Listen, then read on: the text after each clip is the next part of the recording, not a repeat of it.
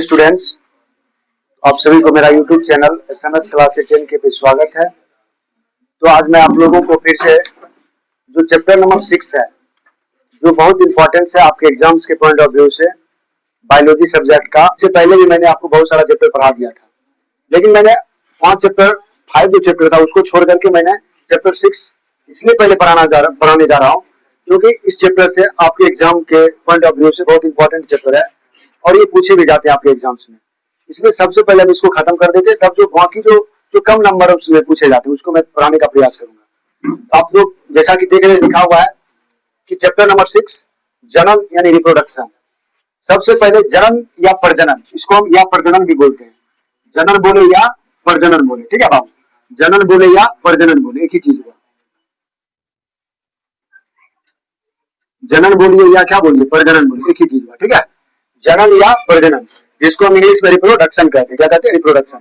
सबसे पहले हम समझेंगे जनन होता कैसे है। जनन है क्या चीज बाबू? हम जानते हैं कि हमारा जो अस्तित्व है, मनुष्य का जो अस्तित्व है वो रिप्रोडक्शन से ही होता है। यानी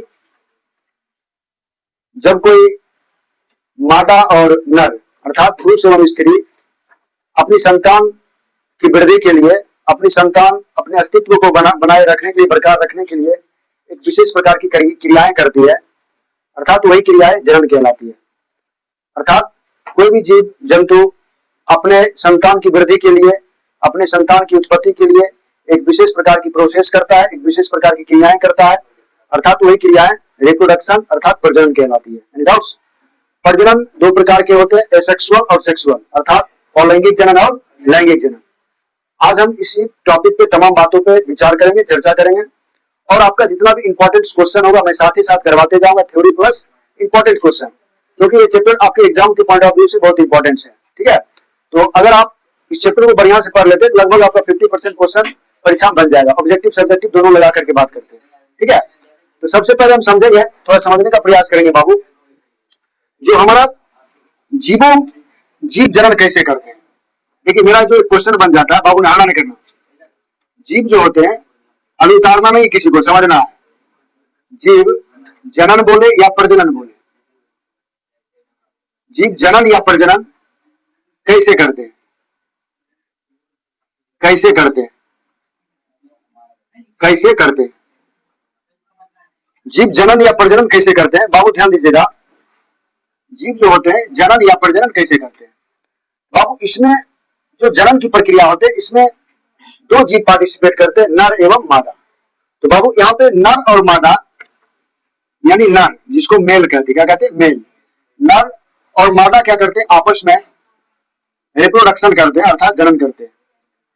और जब ये दोनों जो होते हैं बाबू, ये दोनों जो होते हैं आपका, ये दोनों जो होते हैं बाबू आपका, ये दोनों मिलकर के जनक कहलाते हैं। क्या कहलाते हैं? जनक। क्या कहलाते हैं बाबू? जनक। और इससे उत्पन्न जो होते हैं बच्चे, उसको संतति या संतान कहते हैं, संतति या संतान कहते हैं। तो बाबू ध्यान दीजिएगा, जीव जनन या प्रजनन कैसे करते हैं? जब नर और मादा अपनी संतान की उत्पत्ति के लिए, अपनी संतान की वृद्धि के लिए एक विशेष प्रकार की क्रियाएं करता है, अर्थात यही प्रक्रिया रिप्रोडक्शन कहलाती है, जनन कहलाती है या प्रजनन कहलाती है।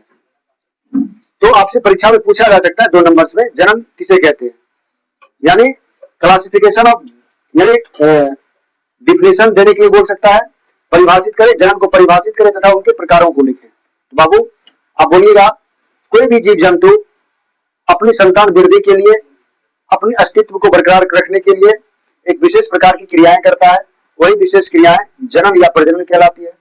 जनन दो प्रकार के होते हैं, एक अलैंगिक जनन होते हैं, दूसरा लैंगिक जनन, अर्थात इंग्लिश में बोल सकते हो एसेक्सुअल एंड सेक्सुअल।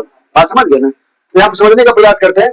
तो यहाँ पे जनन जो था बाबू, जनन दो जीव भाग लेते हैं, एक नर एक मादा, अर्थात male and female. Male and female क्या करते हैं? आपस में भाग लेकर के, ये दोनों जब भाग लेते थे जनक कहलाते। क्या कहलाते? जनक। बात समझ गए ना? जनक का मतलब माता पिता ना, माता पिता को ही हम जनक कहते हैं। बात समझ गए इसको? अब थोड़ा इसके बारे में समझने का प्रयास करेंगे। सबसे पहले होता है कि जनन कहते किसको है ना, बात आई कि जनन किसको कहते हैं, क्योंकि चैप्टर का नाम ही क्या है? जनन, ठीक है। हम लिखेंगे जनन, जनन जिसको हम इंग्लिश में रिप्रोडक्शन कहते हैं।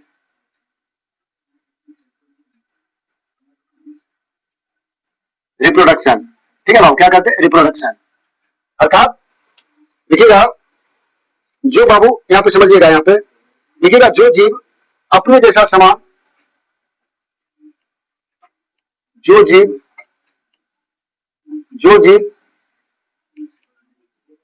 अपने जैसा समान, अपने जैसा समान,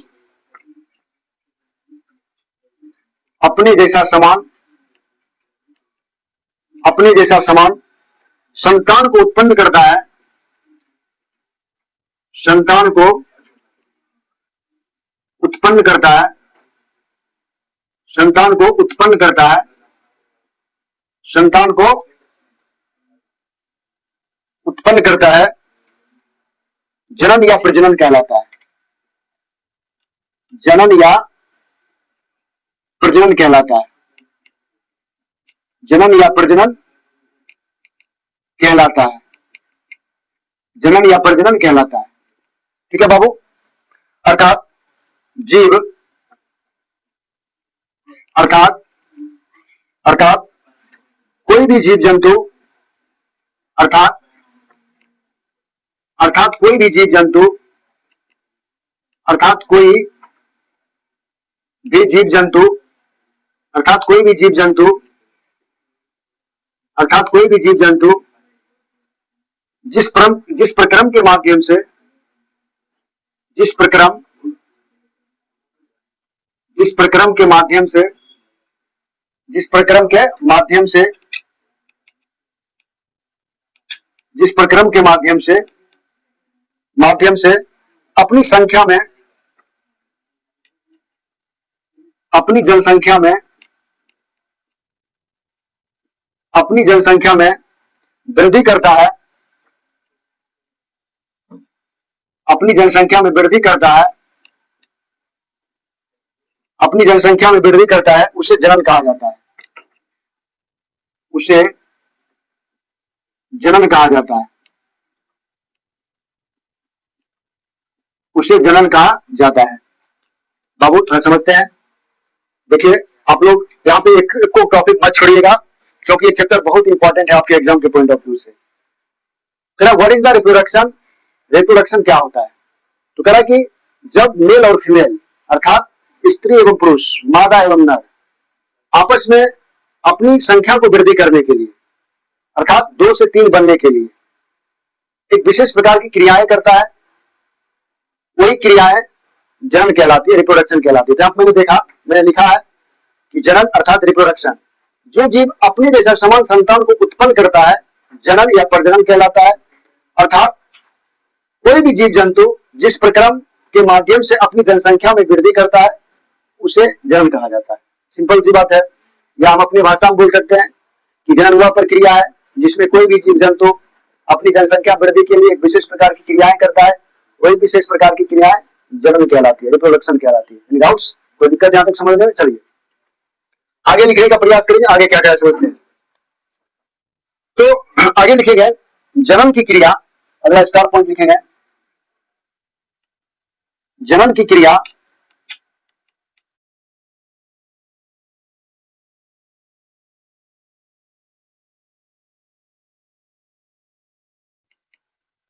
जनन की क्रिया सभी जीवों में, सभी जीवों में, जनन की क्रिया सभी जीवों में बहुत ही ज्यादा जरूरी होता है, बहुत ही ज्यादा, बहुत ही ज्यादा जरूरी होता है, बहुत ही ज्यादा जरूरी होता है, जरूरी होता है। जनन के कारण, जनन के कारण, जनन के कारण ही कोई भी जीव, जनन के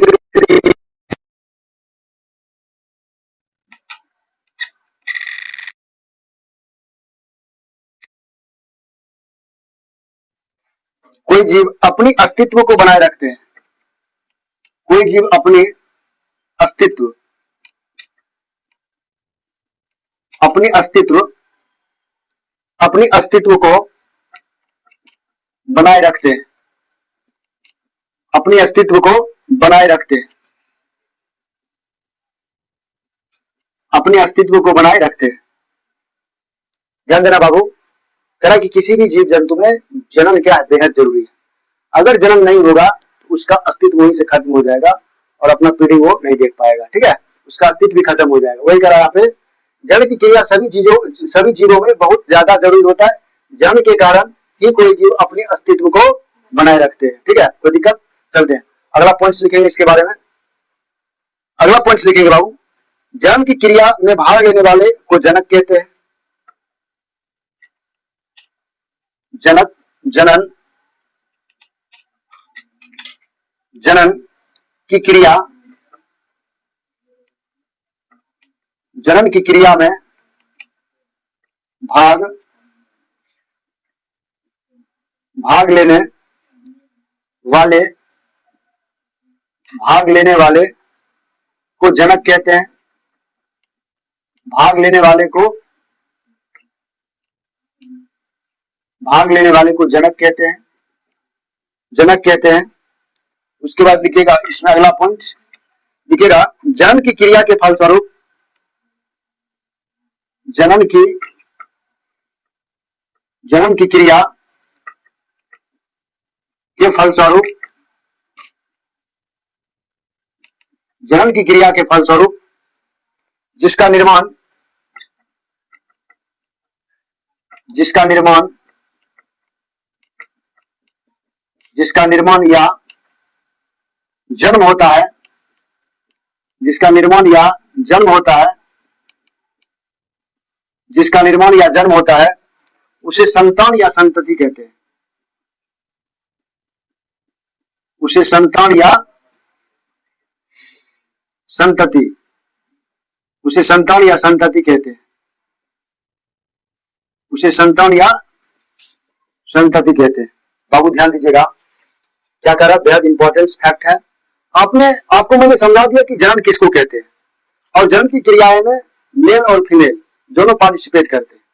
और हम आगे पढ़ेंगे, जब इसका टाइप्स जब पढ़ेंगे तब हम वहां पे बताएंगे आपको कि कुछ ऐसे भी जीव होते हैं जो अकेला ही क्या करते हैं, रिप्रोडक्शन करते हैं, जनन करते हैं। बात समझे, जैसे अमीबा हो गया, वो सब होते, बात बहुत दूर की बात है। पहले ध्यान समझिए, जन्म की क्रिया में भाग लेने वाले को क्या कहते हैं, जनक कहते हैं। अर्थात मेल और फीमेल, मैंने जैसे आप समझाया था कि नर और मादा मिलकर के क्या बनते हैं, जनक बनते हैं, ठीक है, रिप्रोडक्शन क्रिया करते हैं, डाउट्स।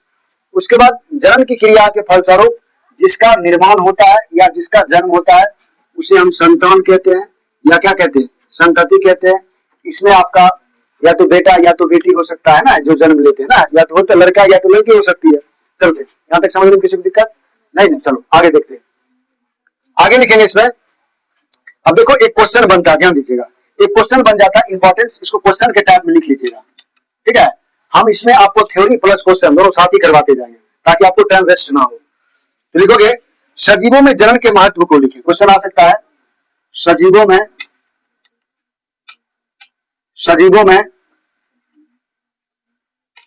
सजीवों में जनन के महत्व को लिखें। सजीवों में जनन के महत्व को लिखें। सजीवों में जनन के महत्व को लिखें। देखिए, और ये क्वेश्चन जानते हो आपको पूछा हुआ है, कब पूछा हुआ है, 2024 में। ये क्वेश्चन 2024 में आपका पूछा गया है, ठीक है। आपको चैप्टर पढ़ा रहे हैं इसलिए मैं आपको बता रहा हूँ, इसको क्वेश्चन को 2024 में पूछा गया, हो सकता है आपने पूछ दे, ठीक है, 2 नंबर पूछ दे, क्योंकि टॉपिक भी है और पूछा हुआ कोई प्रश्न है, बहुत हॉट टॉपिक है, समझ लेना, ठीक है। यहाँ तक कोई दिक्कत किसी को, ये 2024 में आपको 2 नंबर में पूछ चुका है क्वेश्चन। क्वेश्चन बहुत अच्छा है, प्यारा सा है। सजीवों में जनन के महत्व को लिखे, क्या महत्व है इसका, क्या रीजन है, क्या इंपॉर्टेंस है जनन का, इसके बारे में करा लिखने के लिए। बात को समझ रहे हैं। तो देखो मैंने इसको थ्योरी पढ़ा दिया, उसके बाद इससे रिलेटेड क्वेश्चन जो बने मैंने करवा दिया, ताकि आपका दोनों एक ही बार चैप्टर खत्म हो, झंझट नहीं लिखाने उखाने के, कोई दिक्कत, टाइम बच जाएगा। चले उसके बाद लिखिएगा, इसका आंसर लिखते हैं, लिखिएगा बाबू, इसका आंसर मगर लिखोगे, इसकी अगर आंसर की बात करें, इसकी अगर आंसर की बात करें तो इसकी अगर हम आंसर की बात करें तो आंसर में लिखिएगा, तो प्यारा सा बना देंगे एरो, लिखेंगे, लिखेंगे सजीवों में जनन, सजीवों में जनन, सजीवों में जनन एक ऐसी एक ऐसा एक ऐसा एक ऐसा जीव प्रक्रम है, एक ऐसा जीव प्रक्रम है, एक ऐसा जीव प्रक्रम है जिसके द्वारा जिसके द्वारा जिसके द्वारा जीव अपनी संख्या जिसके द्वारा जीव अपनी संख्या जिसके द्वारा जीव अपनी संख्या में वृद्धि अपनी संख्या में वृद्धि करते हैं, अपनी संख्या में वृद्धि करते हैं। जनन ही जीवों में जनन ही जीवों में जननी जीवों में जननी जीवों में जननी जीवों में जीवों में एक ऐसा माध्यम है, एक ऐसा माध्यम है, एक ऐसा माध्यम है जिसके द्वारा जिसके द्वारा जिसके द्वारा जीवन की जिसके द्वारा जीवन की निरंतरता निरंतरता निरंतरता जीवों की निरंतरता कायम रहती है, कायम रहती है, कायम रहती है। जनन की प्रक्रिया द्वारा ही संतानों जनन की प्रक्रिया जनन की प्रक्रिया द्वारा ही जनन की प्रक्रिया द्वारा ही संतानों की उत्पत्ति होती है, संतानों की उत्पत्ति होती है, संतानों की उत्पत्ति होती है, संतानों की उत्पत्ति होती है। पौधे एवं जंतु पौधे एवं जंतु पौधे एवं जंतु पौधे एवं जंतु जनन प्रक्रिया द्वारा जनन प्रक्रिया द्वारा जनन प्रक्रिया द्वारा निरंतर अपनी संख्या निरंतर अपनी संख्या निरंतर अपनी संख्या में वृद्धि करते रहते हैं, में वृद्धि करते रहते हैं करते रहते हैं में वृद्धि करते रहते हैं। संतति के सृजन संतति संतति के सृजन संतति के सृजन सृजन की परिकल्पना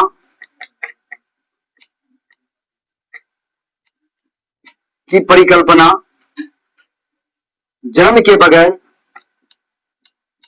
जनन के बगैर जनन के बगैर नहीं की जा सकती है, नहीं की जा सकती है, नहीं की जा सकती है, नहीं की जा सकती है, नहीं की जा सकती है। ठीक है, नहीं की जा सकती है। बाबू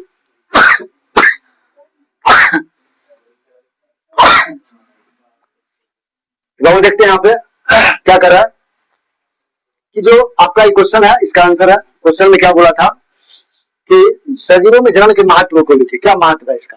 ठीक है, तो आप लोग देखिएगा यहाँ पे कह रहा है सजीवों में जनन एक ऐसा जीव प्रक्रम है जिसके द्वारा जीव अपनी संख्या में वृद्धि करते। अपनी संख्या में क्या करते बाबू? अपनी संख्या में क्या करते? वृद्धि करते। जनन ही जीवों में एक ऐसा माध्यम है जिसके द्वारा जीवन की निरंतरता कायम रहती है। क्या रहती है बाबू? कायम रहती है। जन्म की प्रक्रिया द्वारा ही संतानों की उत्पत्ति होती है। पौधे एवं जंतु जनन प्रक्रिया द्वारा निरंतर अपनी संख्या में क्या करते हैं? वृद्धि करते हैं। क्या करते हैं बाबू? वृद्धि करते रहते हैं।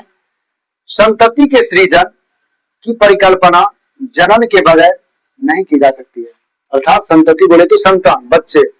अगर आप बिना विदाउट जनन के आप बच्चे को पैदा नहीं कर सकते, लेकिन अभी कुछ प्रक्रियाएं चली है जिसको हम सरोगेसी कहते हैं। क्या कहते हैं? सरोगेसी, सरोगेट मदर्स, किराए की माँ। हिंदी में क्या कहते हैं? किराए की माँ।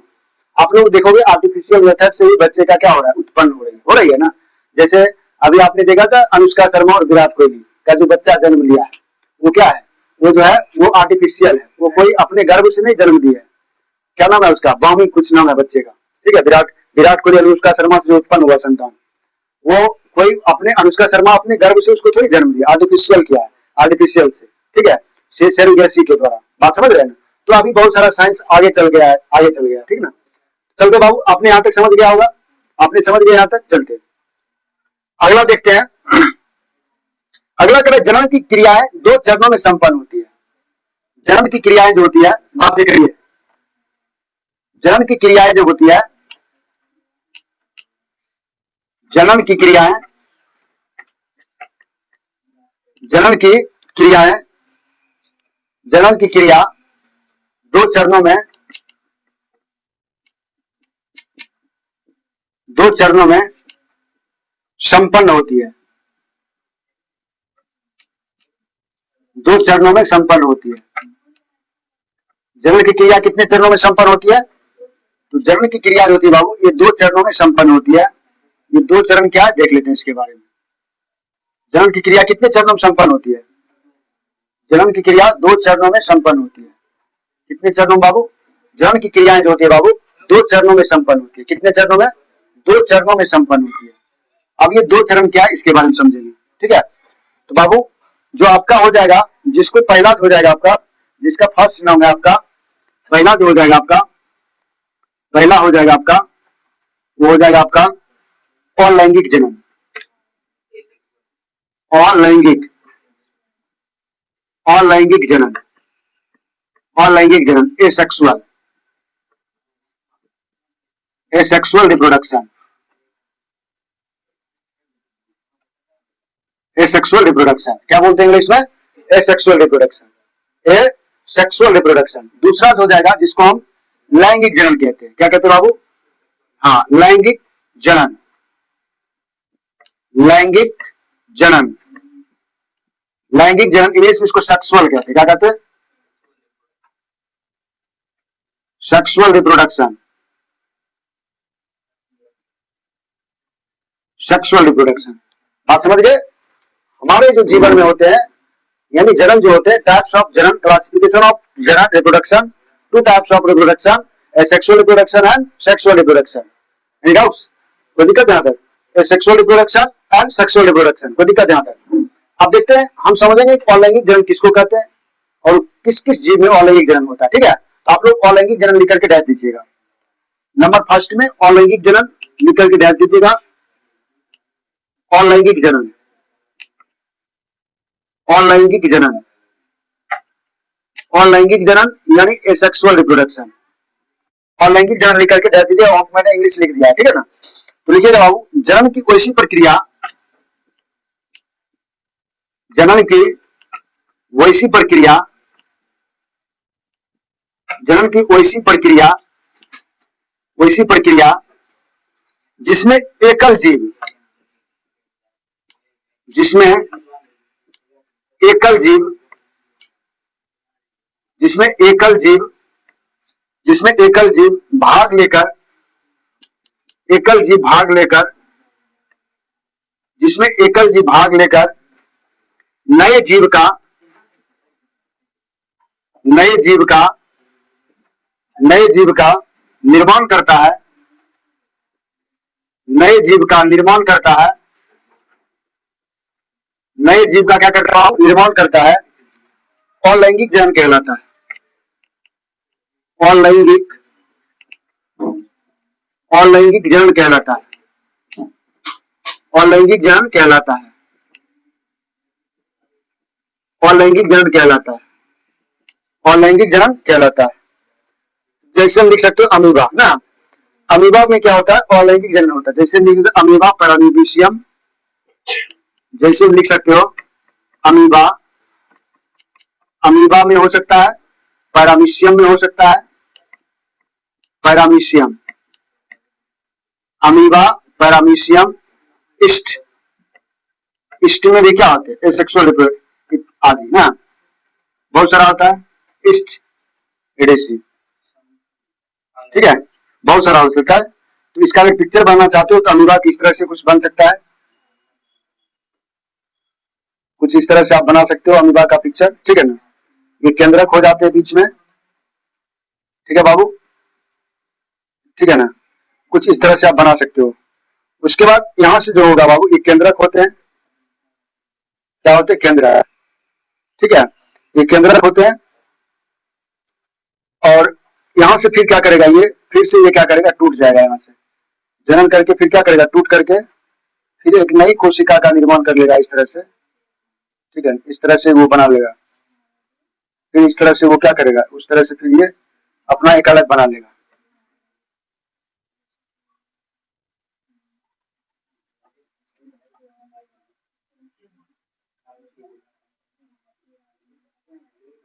इस तरह से कुछ अपना ये क्या करेगा, अपना एक फिर बना लेगा,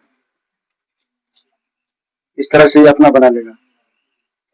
और यहाँ से केंद्रक का भी फिर कर लेगा, यहाँ पे दो केंद्रक हो जाएंगे इस तरह से, यहाँ से फिर टूट करके अलग हो जाएंगे। फिर ये क्या करेंगे, यहाँ से टूट जाएंगे और ये अपना अपना फिर एक अलग जीव, एक नया जीव का क्या करेंगे, निर्माण कर लेंगे इस तरह से। फिर से वो क्या करेंगे, एक अलग जीव बना लेंगे। यहाँ से शक में दो केंद्रक हुआ, ये अलग करके क्या करेंगे, एक अलग जीव बना लेंगे, ये केंद्रक हो जाता है आपका, ठीक है ना। तो इसको हम बाइनरी फ्यूजन कहते हैं, क्या कहते हैं, binary fusion, binary fusion, binary fusion,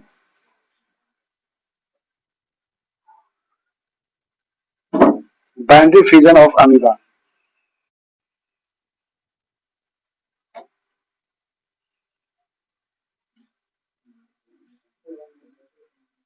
binary fusion of amoeba, binary fusion of amoeba, बात समझ रहे हैं। ये सेक्सुअल रिप्रोडक्शन में ये सब हो जाएंगे, यानी बहुत सारा होता है। पैरामीशियम जान तो चप्पल के आकार का होता है ना, सब 9th क्लास में आप लोग शायद पढ़ा है आप लोग ना, तो बात समझ गए, अपना 9th में पढ़ लीजिए। अभी बस मोटा मोटी इतना बात ध्यान रखना, ठीक है। अब चलते हैं सेक्सुअल रिप्रोडक्शन की ओर। सेक्सुअल रिप्रोडक्शन क्या होते हैं, तो दूसरा लिखोगे लैंगिक जनन, दूसरा क्या लिखिएगा बाबू, लैंगिक जनन, दूसरा लिखिएगा लैंगिक जनन, लैंगिक जनन, लैंगिक जनन लिख करके डैश लिखिएगा। जनन की वैसी, जनन की, जनन की वैसी प्रक्रिया, जनन की वैसी प्रक्रिया, वैसी प्रक्रिया जिसमें, जनन की वैसी प्रक्रिया जिसमें दो विपरीत, दो विपरीत, दो विपरीत, ब्रैकेट में लिख लीजिएगा, नर एवं मादा, नर एवं मादा, दो विपरीत, यानी ब्रैकेट में लिखना नर एवं मादा जीव, जीव आपस में, जीव आपस में भाग लेकर,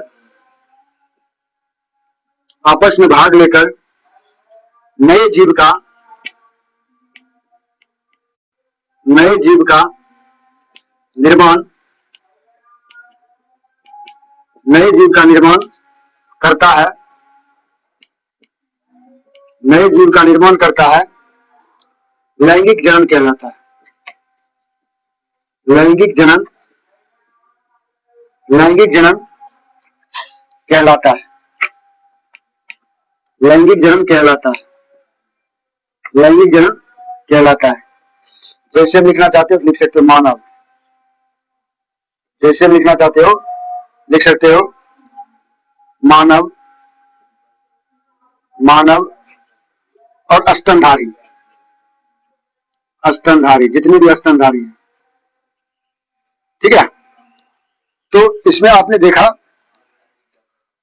बाबू, ये था आपका लैंगिक जनन और लैंगिक जनन, हाँ, स्तनधारी जीव जितने भी होते हैं, जो स्तन धारण करते हैं, बात समझ गए ना? नहीं समझे स्तनधारी का मतलब? स्तनधारी का मतलब होता है जो दूध उत्सर्जन करते हैं, अर्थात बात समझ गए? और हाँ, आप ऐसे गाय भी बोल सकते हो ना, गाय हो गया, बात समझ गए, भेड़ हो गया, बकरी हो गया, ये सब जितने भी है ना जो रिप्रोडक्शन करते हैं, बात समझे? उसके बाद करा यहाँ पे कि जनन की वैसी प्रक्रिया जिसमें दो विपरीत अर्थात नर एवं मादा जीव आपस में भाग लेकर नए जीव का क्या करते हैं, निर्माण करता है, लैंगिक जनन कहलाता है, जैसे मानव एवं सभी स्तनधारी जीव। बात को समझ गए आप लोग? क्या रिप्रोडक्शन समझे क्या होता है? बताओ, इतना बात समझने में आपको दिक्कत हुआ थोड़ा सा भी? बस इसी तरह से फॉर्मेट बना करके परीक्षा में आएगा। इस क्वेश्चन देखो, एक क्वेश्चन बन गया, बहुत इंपॉर्टेंट है, ठीक है? अगर आपसे परीक्षा में पूछेगा क्या कोई दिक्कत हो रहा है? यहाँ से प्रश्न पूछेगा, कोई दिक्कत नहीं होना चाहिए। चलते तो वही करा कि बताओ व्हाट इज द रिप्रोडक्शन, समझ गए? रिप्रोडक्शन क्या होता है, जनन क्या होता है? आपने देखा कि जनन के दो टाइप्स होते हैं, अलैंगिक जनन और लैंगिक जनन। आपने देखा कि अलैंगिक जनन कौन कौन से जीव में होते हैं, आपने देखा कि लैंगिक जनन कौन कौन से जीव में होते हैं, या अर्थात what is the sexual reproduction and what is the asexual reproduction. आपने देखा कि सेक्सुअल रिप्रोडक्शन क्या होता है और एसेक्सुअल रिप्रोडक्शन क्या होता है ना। यहाँ इस तमाम बातों को आप अब हम पढ़ेंगे इसके गुण के बारे में ना, और लैंगिक जनन के गुण क्या होते हैं, लैंगिक जनन के गुण क्या होते हैं। बाबू अगले टॉपिक में मैं इसको अगले वीडियो के माध्यम से आपको समझाने का प्रयास करूंगा। तभी आप लोग इतना बात समझ गए आप लोग, तो अभी आप लोग के लिए इतना ही काफी है ना, अभी इतना रहने दीजिए।